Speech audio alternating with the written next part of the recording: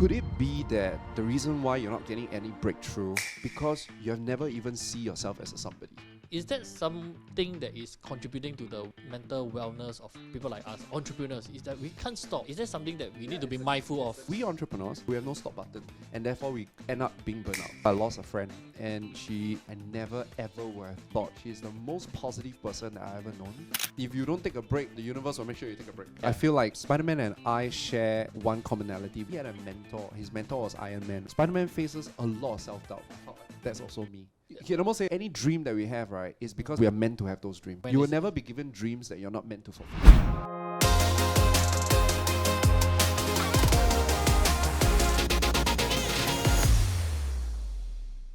From someone who was known as Mr. Invisible to someone who is now celebrated across all stages all around the world. And today we're going to have this amazing professional speaker, mental wellness advocate, as well as a fellow entrepreneur here to share with us his milestones on how he overcome all the challenges in his life. Today, I'm very happy to introduce the one and only Mr. Eric Feng. Hello, and to the one and only Gavin.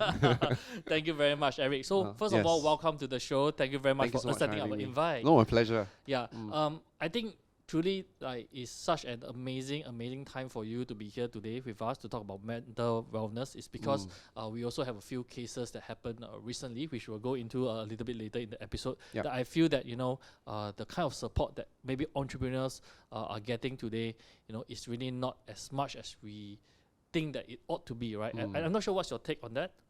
I remember I was at a suicide prevention conference a while back, right? And we were talking about the different groups of people that need help. And I realized that the one group that we tend to neglect are actually the fellow entrepreneurs.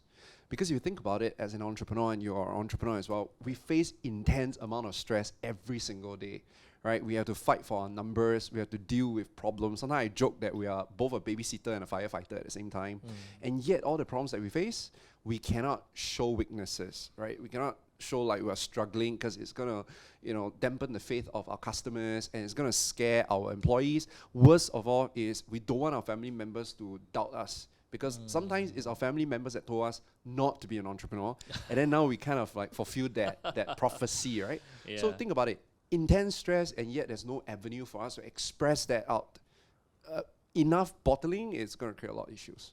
So I mean, Eric, then in this case, right, I mean, you have been an entrepreneur for such a long time. Honestly, I didn't say that in the introduction. Yes. But you have been an OG in the space. So I wouldn't say I grew up watching you. That would be a bit of a stretch. Basically, OG means old, like OLP. It's been too long. But you have really been, someone who has been so much putting yourself out there so much to share about how you can speak, speak well to about sales, about speaking on stages to make money, and that's who I know you to be, right? Yep. But for the audience who are with us today, many of them are actually investors. Many of them are actually very new to this whole world of entrepreneurship. So maybe could you share a little bit of a background story or introduction about yourself to our audience here who may be watching, so that they can get to know you better? So if let's say they get to know me when I was growing up, they'll be very surprised because I'm a person that is extremely shy, very scrawny, very self-conscious.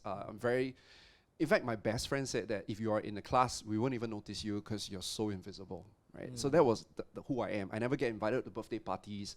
I wasn't a popular kid. And I always don't get the opportunities in life. So that was my backstory. And I think because of that, it really sabotaged my career because I always dream of becoming a teacher and a speaker because I think it's very cool. I studied in States, so I was very influenced by the Tony Robbins. I was like, wow, you go on stage, you make people laugh, you get people inspired, and you get to travel the world, and you can make a lot of money. That's like the best job in the world. But I never seemed to have that kind of success, even if I attended public speaking programs. I paid money for good coaches. I even signed up for memberships on how to be a professional speaker. But I just did not get any breakthroughs. Until one day during a coaching session, my mentor, Ron Kaufman, who is an international speaker, he said to me, Eric, could it be that the reason why you're not getting any breakthrough, you're not being a somebody yet, because you have never even seen yourself as a somebody? And that was a turning point for me in my career. He added that, until you start seeing yourself as somebody, people will always treat you as a nobody. So growing up, I've always had that label, which I'm Mr. Invisible, I'm a nobody, trying to be somebody.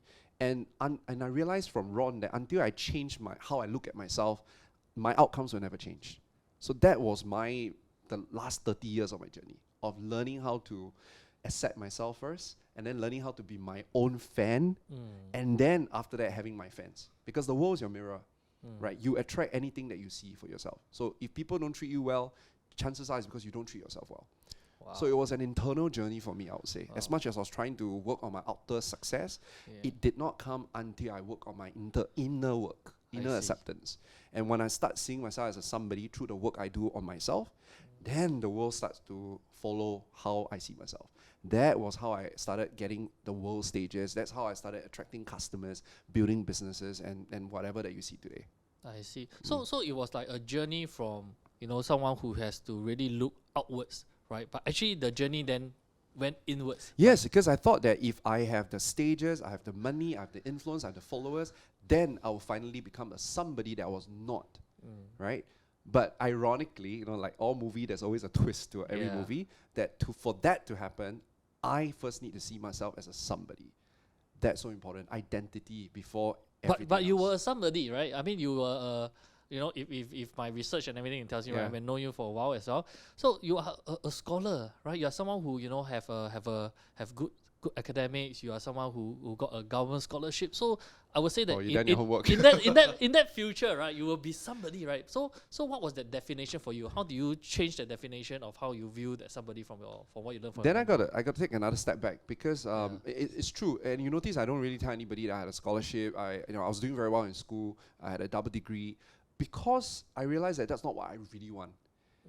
And you have to understand, I was born in the 1980s, right? And during the 1980s, success is about studying very hard, getting a scholarship, get a 9-to-5 job, stay in a nice condo. Those were still the 5C days. The The 5 5C Cs, days. so Yeah. I felt like I was going after all these things because I need to. But I don't feel any alignment. I don't feel any satisfaction or any happiness. I keep chasing. And after I had my scholarship, I cleared my bond, I did my job, I was not happy, and I thought that I would be happy if I become a speaker. But again, I was struggling in becoming a successful speaker. Only then I was realizing that, I've been chasing all these things because I don't even think I was worthy for all these things. I don't think I'm good enough. So you can have all this scholarship, but you'll never be proud of yourself. You can all have this money, but you'll never be proud of yourself. Okay, so understanding that, right, then what is your personal definition of somebody then? I think, first of all, somebody is a person that is well known, Okay. they are well loved, and they are well respected. Well known, well loved, well respected. And you put that together, right, they have immense amount of influence. Now then the question is, what are they going to use the influence for? Because you can be a somebody and be, a badass, right, and abuse the authority. 100%. So I would say that somebody is basically just known, loved, respected, but after that, what you're going to do with it, that will turn you from a somebody to a legacy. So now we move to the next level, from a nobody to a To a somebody, somebody. and then how you make use of the influence to become a legacy. Yeah, to be a legend. Right. A legend is somebody that we talk about even when you're no longer around. Not in this lifetime, but in multiple lifetimes. I mean, not multiple lifetimes. I'm talking about when you're dead. 100 years later, people still talk about you. That's called legacy. I guess I need to redo my intro later already because I need to introduce as a legend. No. I'm a legend in the making, and we're all legends in the making. I'm very sure about that. Okay, that's interesting. So maybe to relate this to the audience that we are having today, right? I think many of them here, I think first off, I think majority of our audiences are investors, right? And also many of them are actually aspiring entrepreneurs, I would say. Okay. Aspiring entrepreneurs, aspiring people who wants to break free from that, rat race, from the 9 to 5 and everything. So if you were to advise them, right, apart from well-known, loved and respected, how can they find their somebody within them? How else can they do that? Well, let's talk about investment. I mean, the reason why they're investing is because they want to build financial freedom, right? They want to build wealth for themselves. So let's start with that. Sure. Because for me, I wanted to build influence,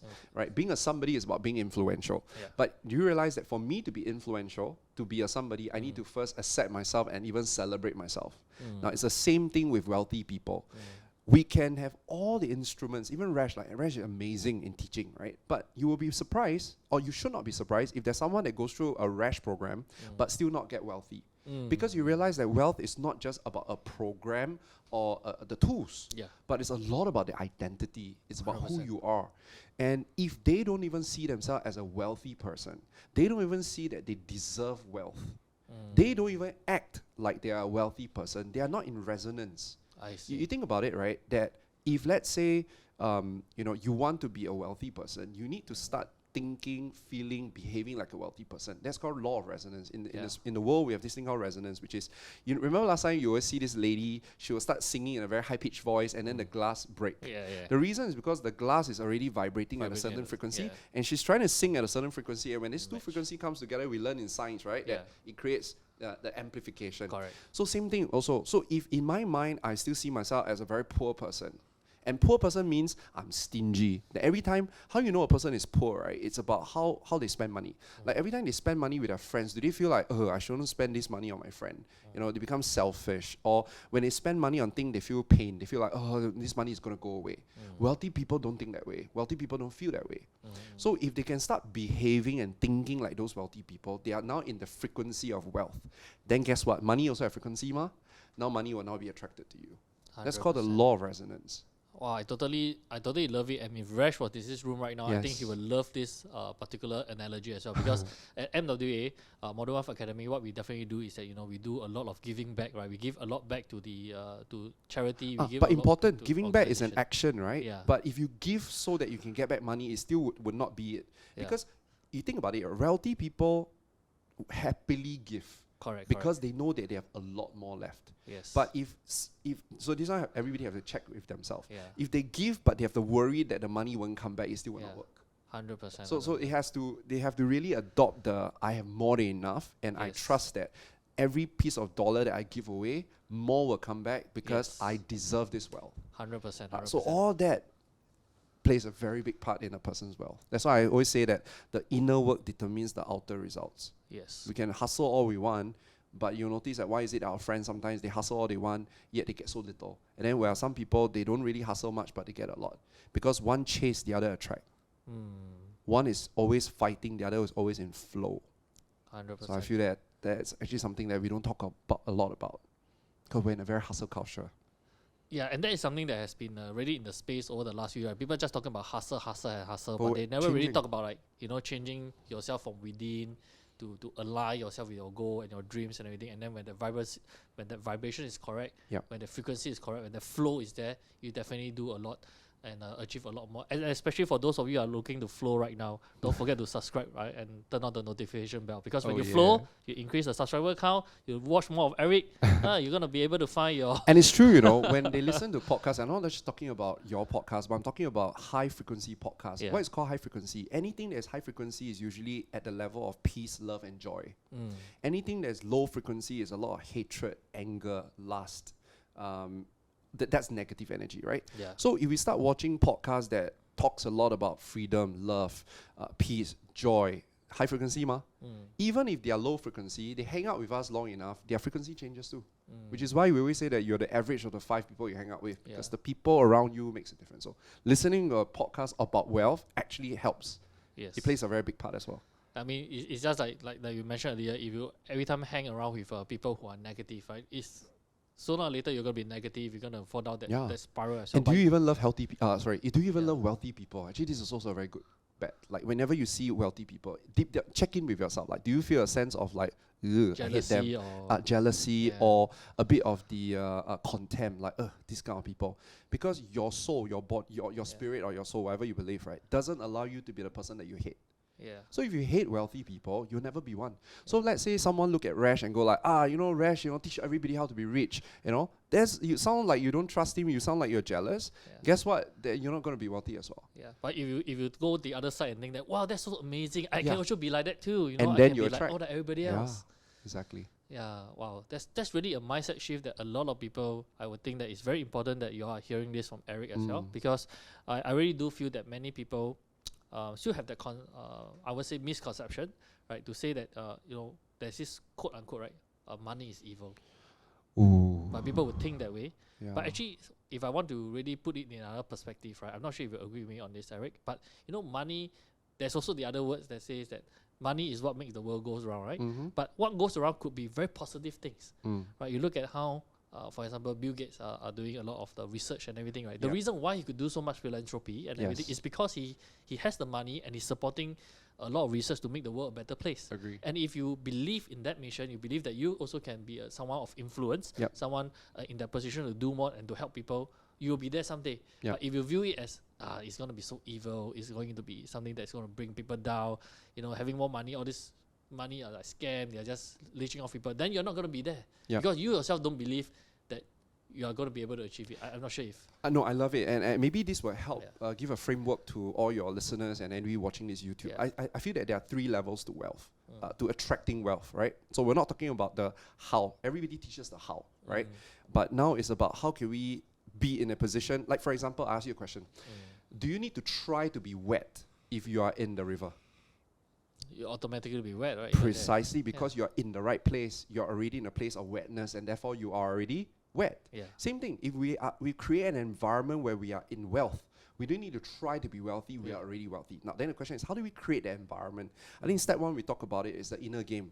That you got to see that you're worthy enough to have all this money. You got to remove all the negative labels towards money, right? And you got to start saying the right things, because words have power. So that's the inner game. But there's also a second piece, because we're still living in a real world, so let's not try to be over spiritualizing things. We're living in a real world, and in order for you to make money, you need to be a person of value. The amount of money you make is the market's feedback of your value. So once you get the inner game done, you need to start working towards becoming a person of value. So don't have to think about how much money I want to make. Ask about how big a problem you want to solve. How much of value you're going to give to that person. Because when you start doing that, in exchange you get money. Then the last step, so the middle part is about you, right? Yeah. The outer you, about giving to the value to people. But there's a much bigger game out there. This is my belief, okay? So it may not be true, but this is my belief, that I believe that this universe that we're living in is a very benevolent one. It's a universe that wants happiness for every single person. So I like you to think of your universe as a big boss. And this big boss has an agenda. He wants everybody to be wealthy. He wants everybody to be happy. Now, imagine now you tell that big boss that I also share that same mission. I want to make everybody happy. I want to make everybody wealthy. Do you think the boss would support you and bring you in the company and hire you? Exactly. So why is it that Bill Gates have all the resources? Because at some point in time, he has already set an intention that he doesn't just want to have a laptop on everybody's table. He want to feed the poor. And when you align a very big mission with the universe, guess what's going to happen? The universe will start giving you the resources you need to live out that dream. So you can almost say that, why is it that some people are not making a lot of money? Because they don't need a lot of money. They just want to be happy, go for nice holidays. You don't need that much money. But if now suddenly you set the mission is, I want to help the people in the world. I want to help give education to everybody else. You will start to attract like-minded people who will give you the money, the resources, the network, the connections to make that happen. That's the third part. That's the humanitarian part. Wow. So there are 3 levels to that, to wealth. I really love that, because it's really like your mindset, the intention, and then when you have that intention, it's really the universe will open the gates for you to bring in people that can help you towards that. But if you do not have that, then the doors are closed. You're not going to be fine. And also wanted to add on to another point that you mentioned earlier, is that that everyone have different goals as well. We also have to acknowledge that not everybody is like, I'm not trying to be the next billionaire. And that's also okay. And that's perfectly okay. Yes. Then you just stop at level 2 lah. Yeah. Which is just be a person of value. Done. Correct. People need to understand that. Like, I feel that people tend to just keep chasing for things that maybe they don't want or they don't need. And you know why? I was the same situation. And the reason why I chased for a scholarship, the reason why I chased for a nice career, nice house, nice everything, is because deep down inside, I'm like empty. I felt like I'm not good enough, I'm broken. So I'm trying to fill a void. And I end up becoming an endless chase, down a rabbit hole. But that's why I say everything starts with inner work, because if I patch up that hole and I realize that I don't need more money to feel worthy, I don't need more money to feel loved, then now I get to meet a very clean decision that if I want money, it's because it's a pure decision. I really want it so that I can make a difference to people's lives. It's a very conscious decision. Yes, and not because I'm trying to, cover up something. I see. Because if you try to cover up something, it will never be enough, which is why some people keep chasing money after money, more and more money. There are a lot of billionaires that probably are not very happy, because if you go back down, to their story, could be that they want their father's love and they never get their father's love. Now their father is dead and they never complete their relationship with the father. They will just have to keep having more and more money until they die. But imagine if they fix that, now they have the freedom of choice, right? That I want to have $1 billion, I still want, but for a much higher purpose, much higher reason. That would be nicer. 100%. There's more liberty in that. So ladies and gentlemen, for those of you who are watching this, are you worthy? Right? Comment down in the comment section below, right? Yes, right? good one. Tell us what you are worthy for, right? Like, What's why the are value? you worthy of money? Why are you worthy of money? Because when you can really articulate out why you're worthy for money, doors are going to open for you. Yeah, agree. Right. You don't need permission for yourself to be wealthy. Yeah. Awesome, man. I loved it. So Eric, I mean, I want to move on to another part of the conversation where you mentioned earlier, when people, the value and the worthiness come hand in hand, and in the matter of what I've seen in this industry, like I've been in the education industry for I think for the last 10 years, and I think we had a conversation earlier that also mentioned that, being where we are doing what we are doing, right? We educate people, we show them the strategies, we show them how to achieve certain things. Yep. But I don't want to say that it's part of the statistics, but many people don't really follow through. They fail to take action on the thing that they actually is out here looking to achieve, right? So my question is this: why are people not taking action? What's holding them back, in your opinion? Okay, so first thing first, there are two parts to it, right? So there is also our part, the educator part, that we need to make it easy for people to implement the things that we teach. Because the fact of the matter is we're trying to change their behaviors, and changing behavior takes time. And it takes a lot of willpower and discipline. So if we can make it easy for them to change their behaviors and we create an environment where people continue to support them, then the chances of success is higher. Right? So so we as an educator can create the environment and the structure to allow change to be a little bit less painful. Okay, so that's that. Okay, now then let's talk about human being. Right? Ultimately, for us to be able to create change, we need one thing, which is we need the will. We need the will to change. And unfortunately, I don't think a lot of people have a very high will. You talk about successful people and you read their stories, you realize how much shit they've gone through, right? But because they have a very high will to succeed, therefore they are able to persevere through. So if you go out right now in a Singapore street and you ask how many of you want to be a billionaire, millionaire, everybody will raise their hand. Then in the minute you tell them you need to do A, B, C, D, E, F, G, they'll go like, maybe tomorrow then I'll be healthy, I'll be wealthy, right? Because people are not willing to do the work. And they're not willing to do work because they don't have a strong enough why, or that when they start to face obstacles, they don't have enough willpower to fight through. And I always tell, and that requires a bit of reframing, right? So this is how I reframe it. I always tell my students that you're going to face obstacles because you're going to be challenged, right? And you need to start seeing obstacles as not a barrier, but it's a test of how badly you want something.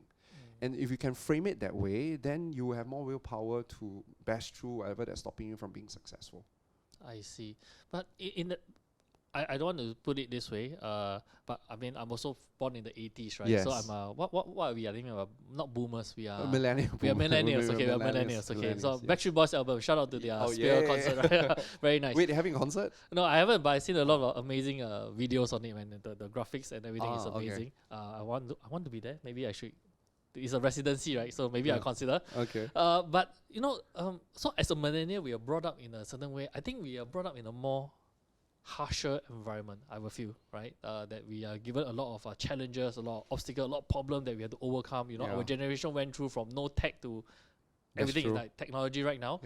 But talking about that, given your own personal passion and pursuit of mental wellness as well, right? Yes. Then I would like to also ask, all these challenge and problems that people are facing, right? Is it a function of them not having the will, or is it a function of maybe is mentally is too challenging also?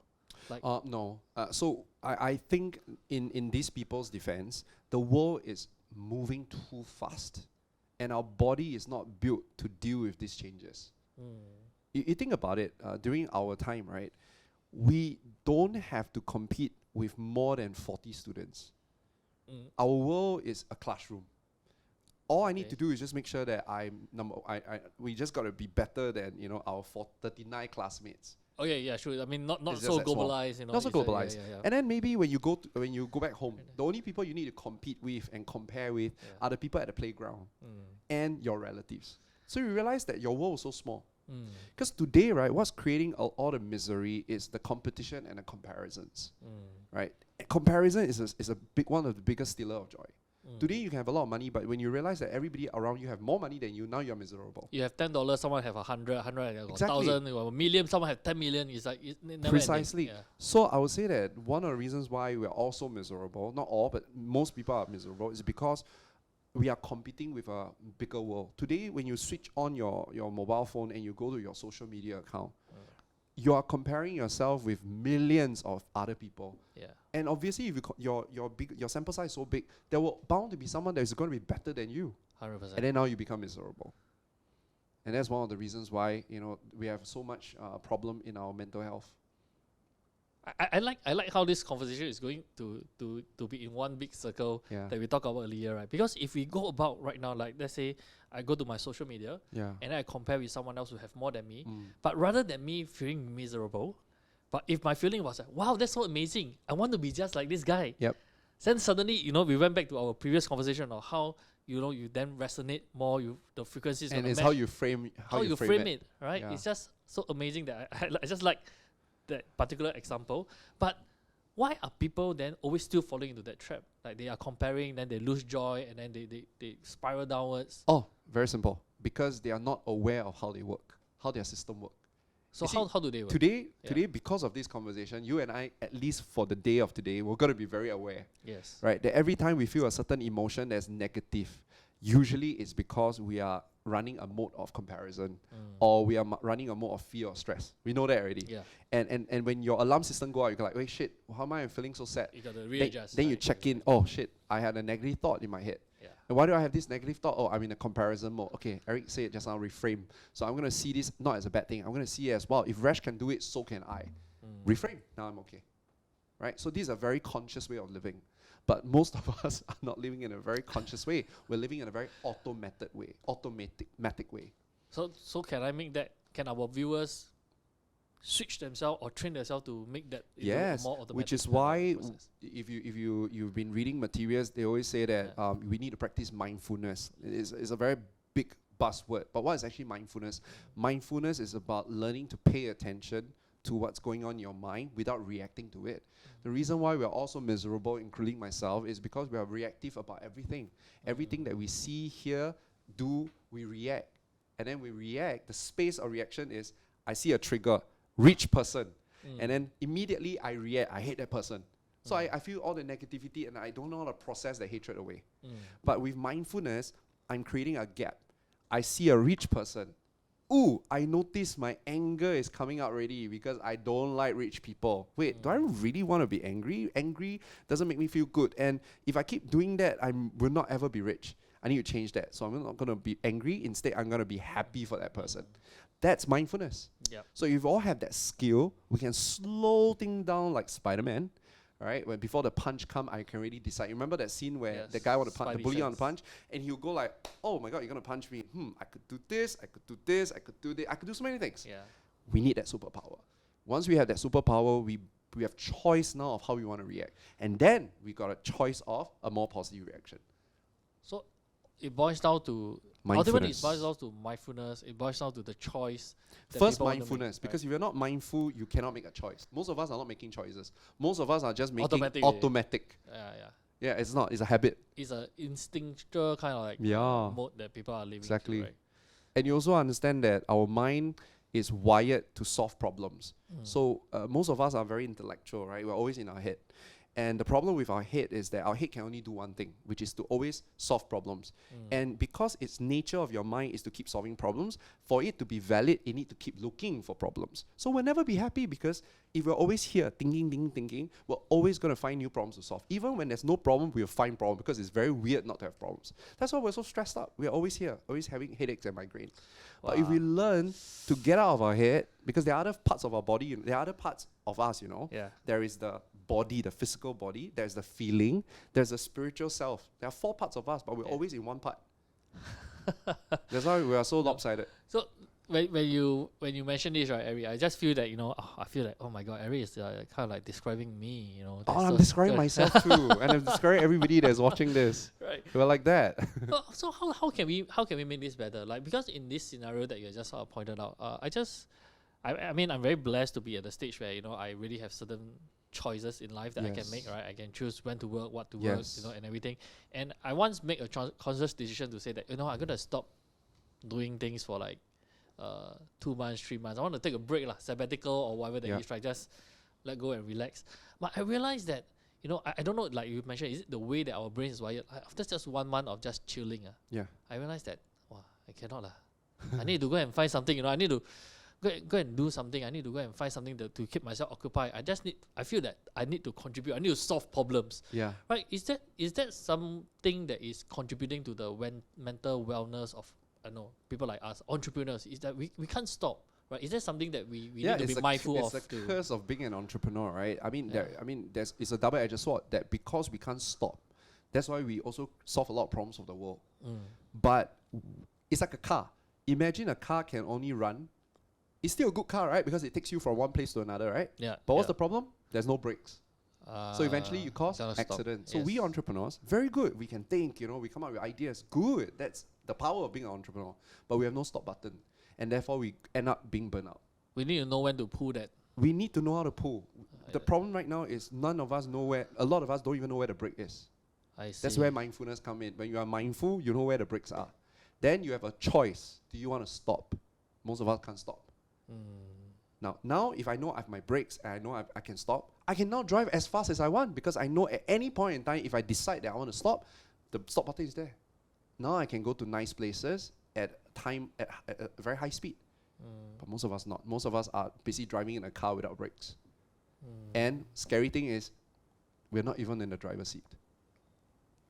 Wow. That's a big revelation right there. Like, what do you mean by we are not in the driver's seat? We're not in control. I mean, we're not in control of our life. We're letting everybody drive us. We let our emotions drive us. Okay. We let our situation drive us. We can't control. So for the context of the people who are watching this right now, I think we have to understand that a lot of times, sometimes in business or even in life, right? I mean, there's this saying in Mandarin. I'm not sure if we have the editor. You can translate it. The editor go and translate lah. But there's this saying like, 人在江湖身不由己, right? Sometimes you're there, but you're not the one having the control, right? The situation is the thing that's controlling you. No, I disagree. Which is why we get ourselves in trouble, right? And I heard it's a very nice one. I always see all these pugilistic warriors, 人在江湖身不由己. You know, and it makes them feel like, oh. But actually, that's not the truth, right? It's not true. There's one thing that we can still control. We can always control our reactions. Yes, 100%. Yes, I can't control what you say. I can't control my environment. You're right. But I can always control how I feel in that environment. And that's what gives us power. And back to the analogy, I might not be the one driving the car, but I can put my hand on the brake if I need to. Right? Wow, nice. You see, and it starts with you knowing, are you even in the driver's seat? Yeah. And that's where awareness comes in. 100%. So I just think that and I'm telling myself too. Okay, I'm not trying to be an expert because I'm not. The reason I'm able to share with you this is because I have been in that situation where I drive myself crazy. I'm burnt out. I'm always, you know, negative, and it just doesn't serve me. And you know, I had a health scare. I was burnt out. I was languishing. Languishing is like you don't feel like doing anything. You're just in a very meh mode, you know. And it's okay. I don't know. I think as an employee, if you're meh, I think still okay for a while. But as an entrepreneur, you cannot meh. You meh for one day, your business go crazy already, you know. And I even lost friends. I lost entrepreneur friends to sudden heart attacks, and they're only even younger than me. I've lost entrepreneurs to suicide, you know, because they just cannot deal with things and it's not their fault, right? And I don't want to be in that situation. So that was when I realized that I need to jam that brake. And when I wanted to jam the brake, I realized that there's no brakes in my car. And that was when I started realizing I need to make sure I have brakes. Wow. And then after that, I asked myself, am I even driving my car? Like, do I even want to be in the car? Why not? What if I want to be in a bus? What if I want to be a bicycle? Why must I be in a car? A lot of times, a lot of our decisions we make, we don't really make them from our free will. We make it because society says we should make that decision. So when I start questioning all these things and rebuild, then I feel I'm a lot happier. And what's called happiness? Happiness is when you can be in the moment, you know, with your friends, with your family, with your work, with your employees. That's happiness. Happiness can be in the moment with you right now. I feel happy because I feel like I'm having a very nice conversation with you. Wow, and thank you. Yeah, and that we know that this conversation at some point is going to help another entrepreneur who's feeling very stressed out right now. Yeah. Isn't that great? It just makes me feel like the next thing that I want to ask might take this conversation down another alley altogether. Sure. Where you want to go? So the thing about this is, by the way, ladies and gentlemen, for those of you who are enjoying this conversation right now, I think we are having a fantastic conversation with Eric, and thank you very much for sharing your time with us. My pleasure. Right, please remember to comment and subscribe to our channel because we have a lot more amazing episodes like this with Eric and other entrepreneurs around. And right now, what I want to ask is a little bit more going down into the alley of darkness, Ooh. because you did mention earlier that Yeah. you came from a place of darkness, Yeah. where you had to pull yourself up again, and you also mentioned that you have friends who for whatever reasons, at that Yep. point of time choose to end his or her life, Yep. got into a lot of trouble. And again, ladies and gentlemen, for those of you watching right now, I just want to say that help is always available, right? I think I'm going to get the editor to post some of the helpline numbers. Even Yep. Eric himself is a volunteer. Yeah, with right, the SOS. SOS hotline, right? Yeah. So I want to understand a little bit more, because I think it's very important that we bring such topics to the forefront, Yep. because I think that these are things that people generally, like, it's a taboo. They tend not want to discuss about it. Yeah. But I think it's very important that, since we have someone like you on the show, Yep.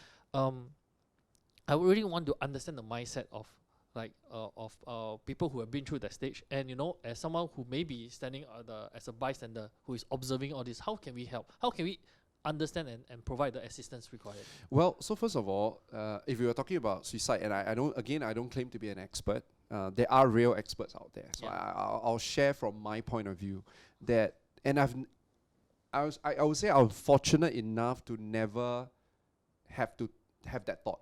I'm sure some of our friends, maybe secretly, they have the thought of ending it all, right? And I do remember though that a few years ago when I got my business into $1 million crisis, right, I did feel like, wow, if I could just end it, then all my problems will go away. So obviously you sometimes will flirt with this idea that, if I can end it, right? However, maybe because even though I know I'm in a very shitty situation, I still felt that there is still hope. And I really think that hope is the answer. That the day where we start to see hopelessness, that means we don't see any more future, we don't see that there's any way out of it, that's usually when a person would decide that they want to end it all. So step number one, if we have a friend who maybe come to us and is having these tendencies, I notice that our tendency is to then try to make them feel very positive. Say, don't do that, if you do that, then what's going to happen to your mom and dad? That's called guilt tripping them. Or like, hey, don't do that, we are here for you, right? And sometimes what they need is not a solution. Sometimes what they need is just someone to sit beside them and just be with them without having to try to talk them out of it. I think that's the most important first step, because it can feel very lonely. Sometimes whatever that they go through is like being in a bubble, and we are outside the bubble talking to them, and when they hear us, they hear a very muffled sound. Have you ever been in a bubble? Yeah, and I yeah. talk to you muffled. It's just blur. You have no It's idea just what blur. people are talking And outside about. it's very sunny, but in that bubble it's like a bit cloudy, Yeah. And you try to tell them, hey, it's very sunny out there, why must you think that way? They can't, because they're in the bubble and you're not in the bubble. So you have no right to say whatever that you said. The only thing you could do is just sit beside them beside that bubble. Just sit, don't talk, just be there. Just tell them, say, bro, I don't know what you're going through. So don't even claim to know what they're going through. Because for them to explain to you is tiring. For you to try to understand and then they realize you don't understand, it's going to be also very disappointing for them. The only thing you need to say is, bro, I don't know what you're going through. I just want you to know that I'm here for you, and I'm just going to sit with you. And when you're ready, you talk to me. If not, it's okay. I'll just be here. That's all they need. So that physical presence is. It does help. Yeah, but and we don't have to talk. If of course they ask you out for a drink, or they ask you out, then say that if you're ready to talk. Otherwise, it's okay. I'm just here with you.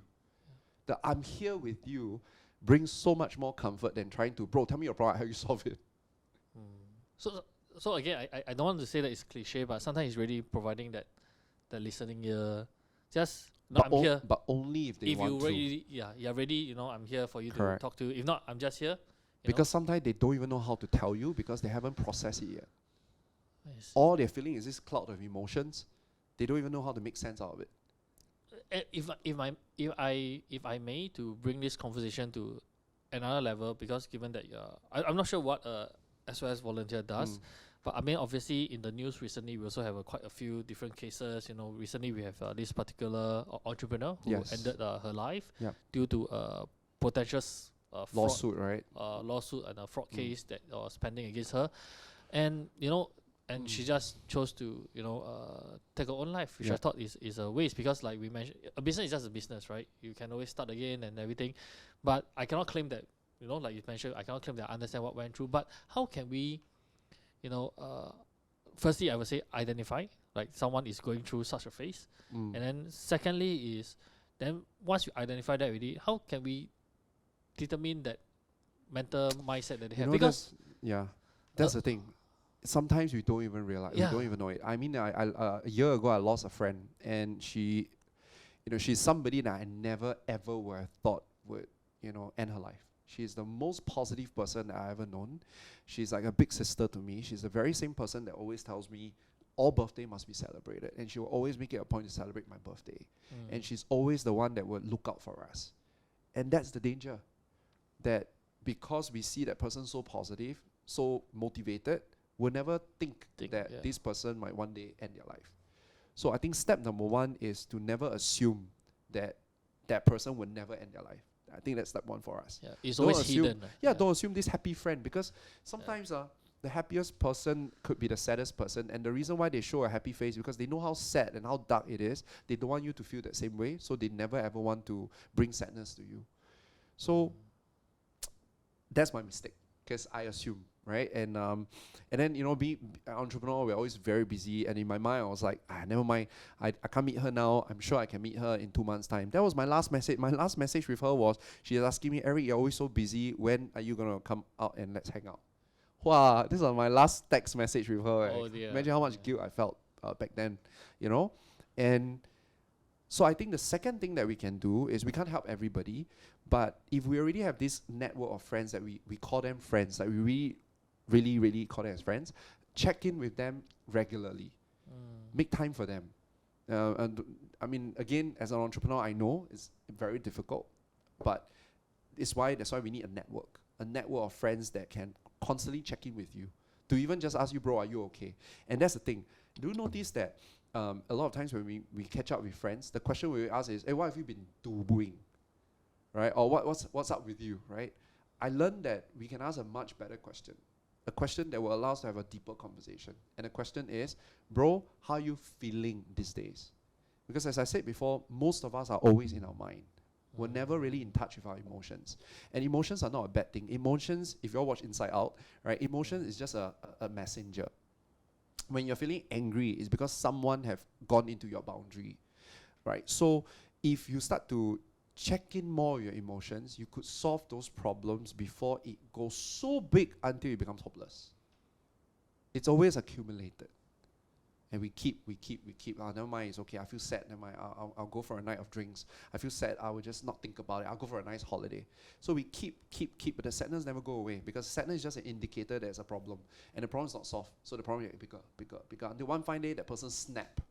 Almost like a hay on the camel's back. So to you might say, and to me also, like, it's just business. But no, there's definitely this just a hay that broke the camel's back. There must have been an accumulated amount of things that probably has never been discussed, and that's just that one thing. So we never know, man.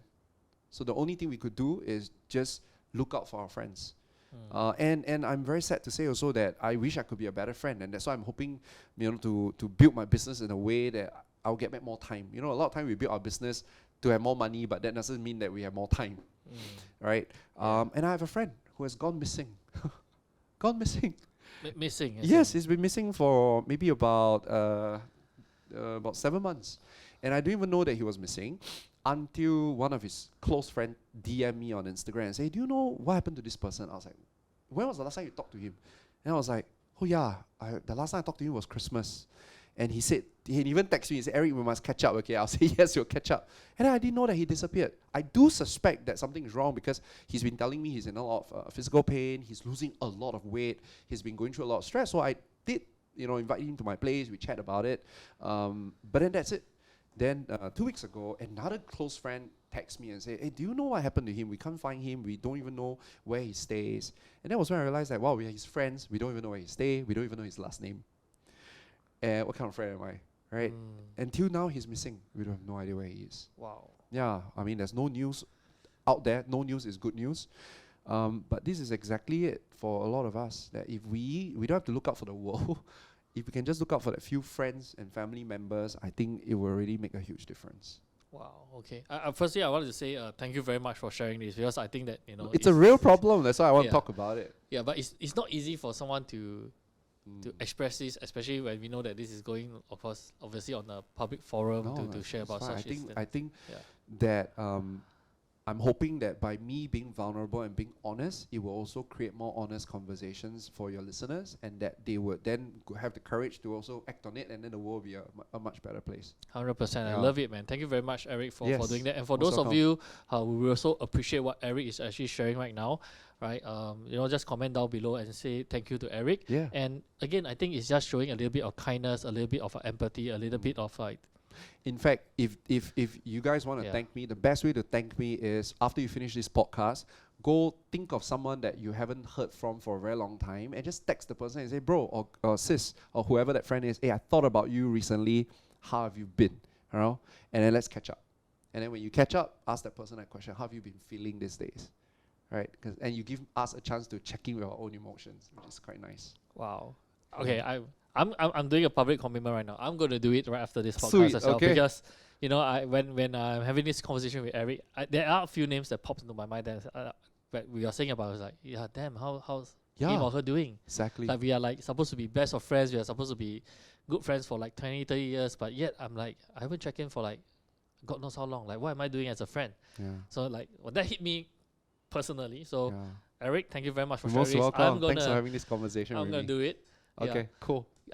But okay, so now let's focus a little bit more on the entrepreneurial part of it, right? Okay. And as entrepreneur, we really go through a lot of stress, a lot of different challenges that we run through, and I would say that as much as as we are saying about as millennials, we try to block it out, right? We are tough. We want to just move on. We can handle it. Yes. We are men. We are bulldoze our way we through. are bulldoze. We will just solve the problem and get on with life. But I think the newer generation have a very much different view, and I don't think it's a generational kind of thing. It's just that the way that we deal with our mental wellness was very, very different. Yeah. So I think the Gen Zs are more honest these days. You don't realize, we might say that, what the Gen Zs, I always say they got problem. Actually, the truth is when we were millennial, we also got problem. It's just that we learn to solve our problems. But then these Gen Zs, maybe they have more balls right now. They articulate their issues. Yeah. Right? And they don't want to overwork, which is actually supposed to be the way what's to say that we must work like 12 hours? Who set that rule, But somehow we just eat it. Well, okay, I mean personally from a work active point of view, I do have a different viewpoint on that, but I think for the purpose of the topic right now, I don't want to go to that because I think I'm gonna get flamed if I share that. We should turn the table around and interview Gavin instead. But I think what I really want to get down to is how do we I think many of our viewers are around our age. That's why I'm asking this question. Right? How do we verbalize this kind of mental struggles that we have? Because, like you said, we just swallow it, right? I think it becomes a challenge for us. Like, if you ask me right now to say, hey, Gavin, describe your inner world to me, describe your mental challenges and everything, I'll be speechless. I wouldn't be able to talk for the next 10, 15 minutes because I don't know how to process that emotion. I do not know how to actually publicly say it. So how would you suggest? And step one is don't do it publicly. You don't have to. I think a very nice practice that we can all do is probably like journaling. Every single day, check in with yourself. So one of the exercises that I always do is I have a diary, a digital one, and then I would write down, okay, maybe let's start with the day one. Let's start with morning first, keep it easy. So I think in the morning, it's very important to check in first with our own emotions. I always say that our emotion is like traffic lights. Emotions will always indicate, where your focus should be, what are the issues that we have. So don't be always in a do mode, like today I've got a task list. So first thing, ask yourself, like check in, how am I feeling today right now? And then the next question is, okay, what is this feeling trying to tell me? Because a feeling always has a message, right? And, okay, what can I do to respond to that feeling? So it could be check in, and maybe how am I feeling? And then the fact of the matter is, actually you're feeling very exhausted, very drained. And a lot of us, we don't know that we are drained, because we never check in. And our adrenaline is causing us to feel like we can do this. And then after we break down and wonder why we break down, it's because actually your body has been very tired for 6 months already. You just didn't know because you didn't check in. So check in your feelings, tired. Okay, what is this trying to tell me? It's trying to tell me that, I am overworking already. I'm hitting my limits, right? And okay, so what can I do to help myself? I need to ask for help. Or I need to take a day off. Or I need to talk to my team and see, can we put in better processes? So that is a very nice self-awareness exercise that we can do in the morning. And then do the same thing at night. So Okay, because see again, I think this is a reflection of who I am as a person, as a character, right? Because I'm a very pragmatic person, right? Yes. So how do we balance that between like, hey, there will be a point of time where, I'm doing this a bit too much. I don't know, weak mentally. I'm just taking too many days off. I just can't control.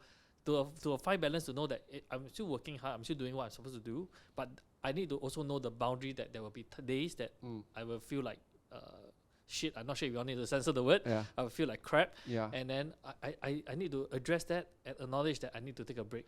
As compared to having it too much of it. Let's speak practical. I'm also a practical person, right? That ask yourself, you being tired trying to work 12 hours versus you feeling energized trying to work only 4 hours and create the same amount of result, which one is better for you?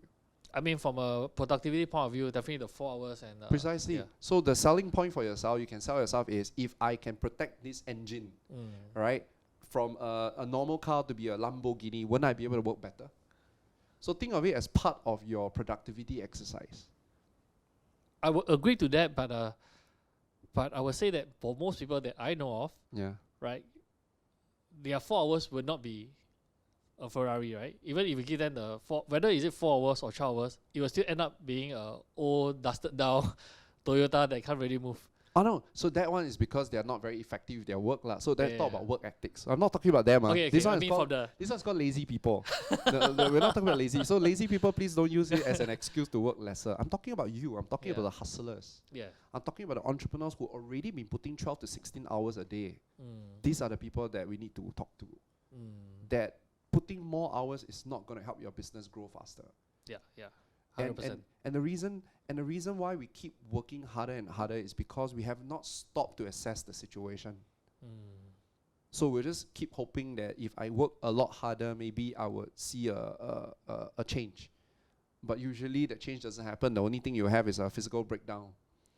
And so. And sometimes when you actually reach a breakdown, it might be too late already. Oh, and then worse. Then now you create even more problems because now you're out of business for 6 months. It's a very simple one. If you don't take a break, the universe will make sure you take a break.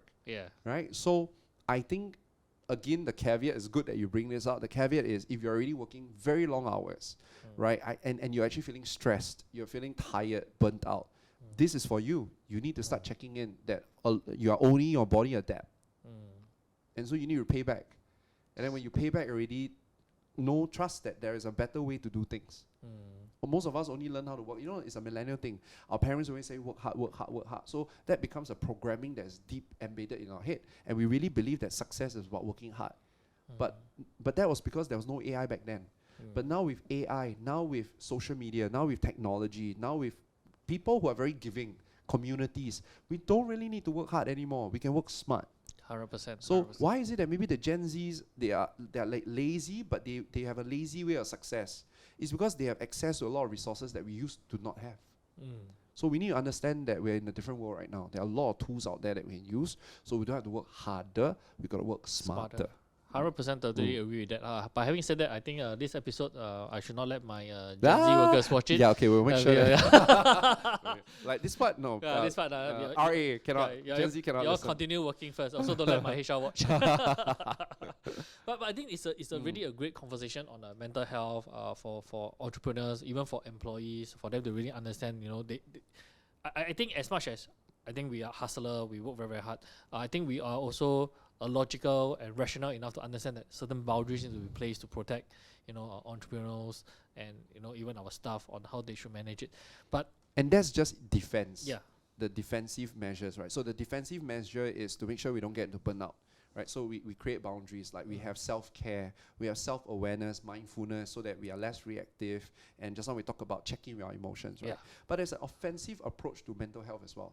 There's an aggressive one. Tell me more. And that is, sometimes we are, I won't even say sometimes, that we are miserable.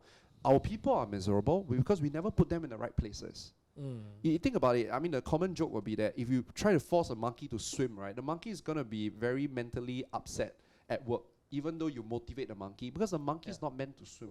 100%. So another way to think about this mental health problem, especially with our employees or even with us as entrepreneurs, is, are we putting ourselves in the right place? Just because we are the entrepreneur, we are the founder, doesn't mean we need to be the CEO. Maybe we're not a good CEO. Maybe we are a very good CFO. Yes. Right? Or we are a very good product person. So something that I've also explored is that I would help my employees to find out what they are meant to do in this lifetime. Every one of us are born with a purpose.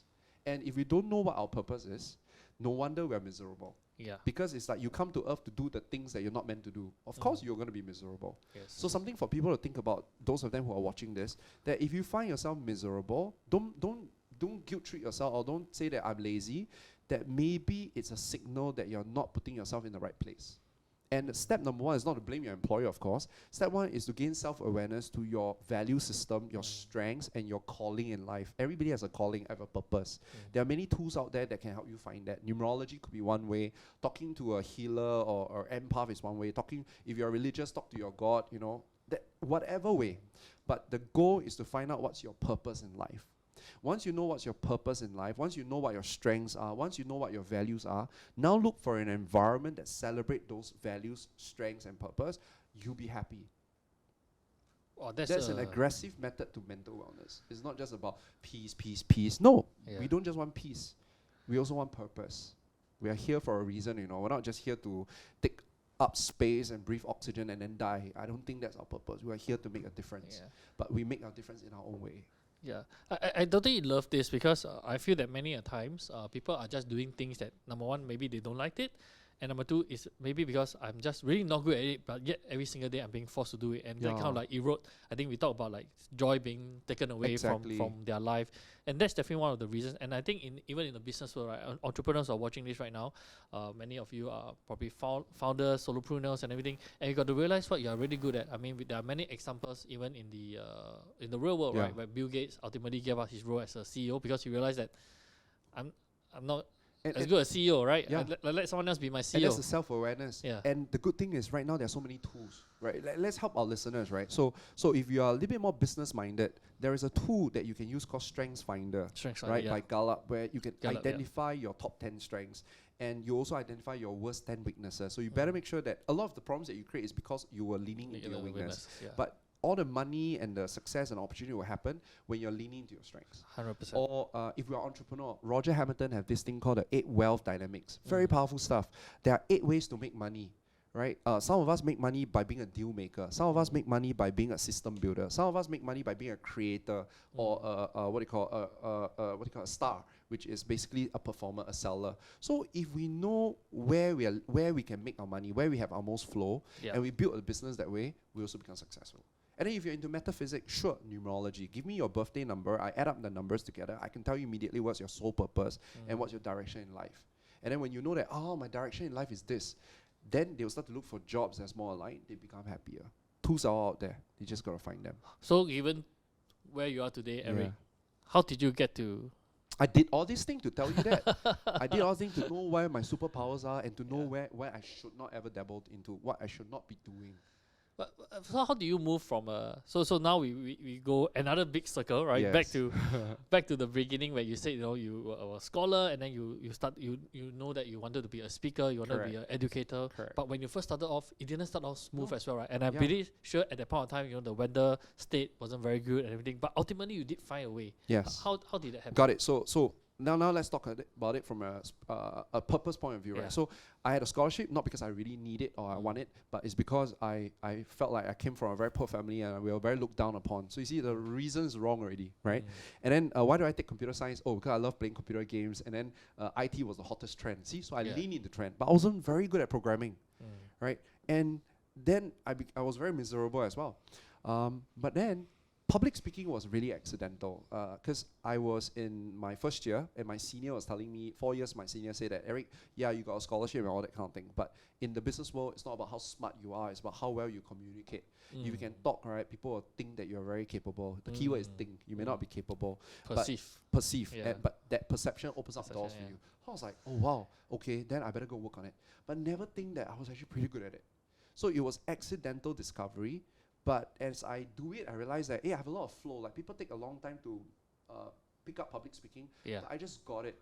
And within second year, I was already competing in NUS, and then I was competing in America, and I even won in America. So I even beat Americans to win the competition. So, nice. So the thing is that if we are young, or I shouldn't say young, any one of us, if we start experimenting more, try new skills, you may discover things that you didn't even know about yourself. Usually the things that you're good at doing is effortless. So don't tell me that you're not good at anything. Have you tried everything? If not, you don't say you're good at nothing. So that's one way. But if you don't like the experimental approach, then go get someone who can read your strengths, read your core values, read your numbers, your destiny, and that person will also be able to give you a clue. Yeah. So like for example, when I later did my numbers, I'm a 4. A 4 is a teacher number. My superpower is in teaching, right? So if I don't teach, it's like, what a waste, right? I'm meant to teach. So that's why I leaned into that. Nice. And then because I'm a 22, I mean, I'm going into meta already, but you know, I'm a master number 22. 22, what is our strength? Systems. We're very good at taking a school of knowledge and break it down into steps and make it easy. Like remember just now I told you the 3 levels of wealth? I invented it on the spot when I'm talking to you because it just came to me that, hey, there are 3 levels. So that's my power. So if I don't lean into that, then I suck at it. Wow. But what am I not good at? I'm not good at leading people. So leadership is something that, you know, it doesn't come naturally to me. Right, so it's something that I need to learn. I see. So when you start, and finance is never in my charts. So don't ask me to invest lah. Ask me how to grow money. I don't know. I only know how to make money, but I don't know how to grow that money. So get someone else who can do that. So if you now ask me to go and do money stuff or do the nitty gritties, I will be so miserable. I also have mental health problem. But when you ask me to come up here and share, inspire, uplift people, I love it. It doesn't make me feel tired. You thank me for coming. I actually thank you for inviting me because I feel like I'm in my genius zone. Yeah, your zone of genius. So I think that we can all be much happier at work. Yeah. Right? Would there be problems? Yes, but reframing problems will already solve that problem, right? Yeah. But the key right now is to take a more proactive approach to being happy at work by leaning into our strengths and our destiny and our purpose. Wow, I love that, man. That's a quotable social media hook. Okay. Cool. That's really there, destiny. Sorry. Wow. Lucky you recorded. Yeah, very nice. I'm gonna probably ask the editor to cut that out to cool. but it's so Eric, I was reading through, you know, I was doing my best to do a bit of homework. Wow, thank you. Right, a little bit, and I realized that you are also a Marvel fan. Oh yes. Yeah, you're a Marvel. You're a huge Marvel fan and everything. Huge. So if I were to right, so if I were to ask you to sum up again your journey, right? Your journey as one of the Marvel characters, right? Given the whole plethora of characters that they have, right? If you were to choose one character that could really represent your journey and what you have achieved today, right? Which character would that be? Definitely Spider-Man. Definitely. Why? Because I feel like Spider-Man and I share one commonality, which is we really want to help people. Like he's a neighborhood friendly Spider-Man. Nobody calls a superhero friendly, but he calls himself friendly, right? He really wants to help people. Yeah. And he helped people to his best of his ability. Back then was through his technology. Then he got bitten by the spider, and then he had a mentor. His mentor was Iron Man, right? My mentor was Ron Kaufman. And I remember there was a scene in Spider-Man where, you know, he was a bit lost and Iron Man was there to kind of guide him. And I felt like that was also my story. Spider-Man faces a lot of self-doubt. He's one of the person that always second-guess himself. I felt like that's also me. But eventually, because of Iron Man's belief in him, you know, and when he started to step into his own power, right, and he found love as well, he became his own. And I felt like that's my story too, my origin story. Oh, I love it. And I look at him right now. I'm sorry, but the picture I have in my head right now is like you wearing your Spidey mask.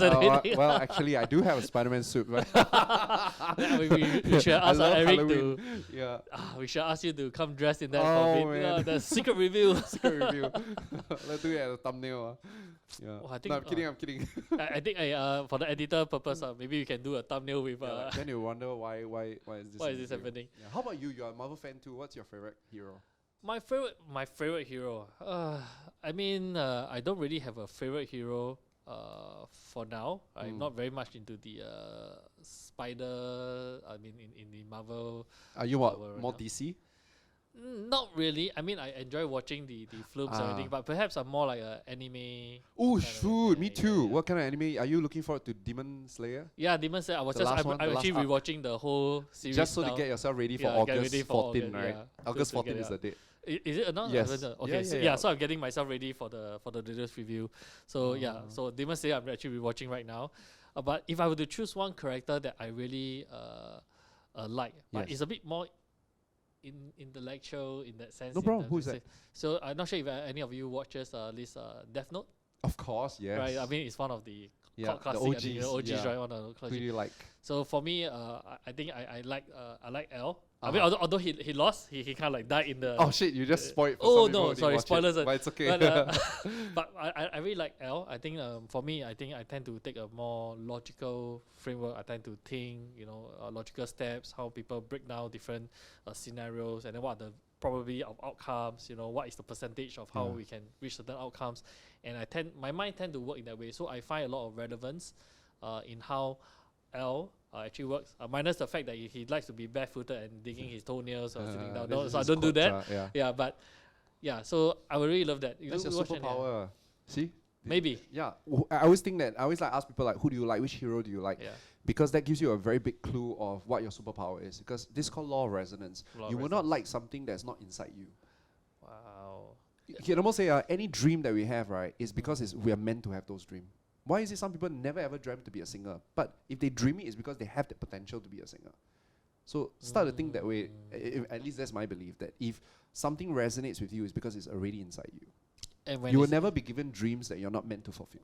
And when it's inside you and you dream of it and you work towards it, you're You always one step closer. With the right environment, the right mentors, the right network, it will happen. All right, I love that. So Eric, how can people, obviously, I mean, you're already very big on social media and everything, and this video, obviously, we're going to tag you and stuff. Sure. But for people who want to know more about you and, Instagram, I'm super active on Instagram, Eric Goes Global. So on Eric Goes Global, I basically create 3 types of content. Content about becoming a somebody, which is what we talk about. Content about public speaking and how do you actually get paid to speak. And recently, I've been creating a lot of content on the inner work. You can follow me on Instagram, Eric Goes Global. I love it. I mean, how I got to know more about Eric was definitely about his speaking gigs, and how you get paid to be a speaker, right? Sales work and everything. And today, I think we really brought this conversation to another level. Yeah, and I really appreciate you, because you're asking a lot of questions that probably not been asked before. And I felt like today's conversation is brand new. I don't think I've ever shared any of these things that I shared with you at any other platforms. I don't even create content on those things because usually it's very weird to sit down and talk about things like that, right? Unless someone asks you. So I really appreciate you for asking those questions. Once again, thank you very much. So lovely. I mean, for those of you who are watching this and still watching this, right? I mean, the kind of content that we are creating today, like Eric is mentioning right now, is not shared on any other platform. Go share this video out there. Let more people know about the kind of other work that Eric has done.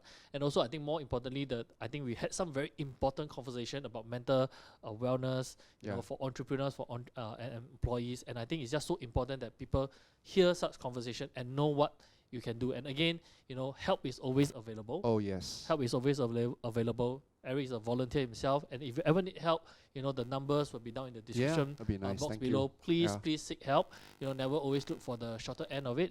It's called the shorter end for a reason. May all of us have a long, healthy life, a happy life as well. And again, once again, ladies and gentlemen, let us all put our hands together to thank Eric. For those of you watching at home, put your hands together to thank Eric. And I just want to say again, for all of you right now, you're listening to the Modern Wealth podcast, where we aim to empower, enrich, and evolve your mindset. And I think that's exactly what Eric has done for us today. Right. So, thank you, Eric. Once again, thank you very much. And if you have just one final quote that you can leave with our viewers or listeners out there right now, what would that be?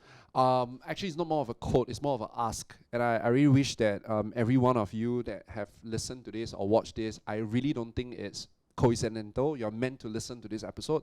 There will be something that we shared today that would resonate with you, and that's also the message that you're meant to hear. And the best thing you could do, to thank any one of us, for yourself as well, is to share this podcast, because whenever you share something good, right, you attract more good to yourself. I believe in that. You get what you give. So do share it so that you can get more good in your life. Right, lovely. Once again, ladies and gentlemen, Eric Feng. Thank you. Thank you, Gavin. Hey guys, I'm so blessed to be able to share these inspiring stories of remarkable people with you. Please support us by liking, commenting, and subscribing to our YouTube channel. Right? These likes will help us know what videos you want to watch more of. So again, thank you and see you in another video.